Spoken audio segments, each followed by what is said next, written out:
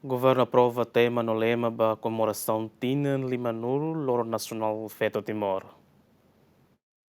Conselho Ministro aprova projeto de resolução governo com a tema no lema oficial da comemoração Loro Nacional Feto Timor-Nian da Limanulo. Tema oficial na berreta na aprovação Maca Feto Timor-Leste, onde celebra Tina Limanulo igualdade no inclusão, enquanto lema Ami Feto Timor-Ansira sem nunca rende, Ami se luta na fatin, onde retan igualdade no inclusão. Comemoração e objetivo atufo honra no reconhecimento da contribuição histórica feita Timor-Ansira-Nian, onde reforça compromisso da igualdade de gênero na inclusão social, no promove participação ativa feito Siranian e o processo de desenvolvimento nacional. Aku kedan ia tempo resistência, nebe itania saudoso presidente Nicolau dos Reis Lobato, maka ia momento neba declara ia 1976 anesan Loron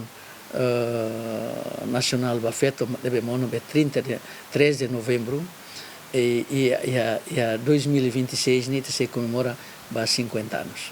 Tamanho hoje senhora secretária Estado de Igualdade apresenta preparativos a tivela comemora 50 anos e a 3 de novembro mais. Programa comemoração Niense foi homenagem à geração feita Siranebe durante Tinan Limanulo Icos, contribui para a luta independência, paz no desenvolvimento Timor-Leste. Atividade se realizou e loron tolo fulan novembro Tinane e o município Bobonaro, homenagem à heroína nacional Maria Tapo, no se inclui atividade cultural no desportiva, missa agradecimento no diálogo comunitário. Enquanto em Loron fulan novembro, se realizou seminário com o papel feito Sira e a Hari Daume Igualdade no Desenvolvimento, exposição com a contribuição feita Sira e a resistência nacional na construção do Estado, atividade cultural no artística, na atividade comemorativa e a município Sira. Bem-vinda Ximenes, Simão Ximenes, GMN.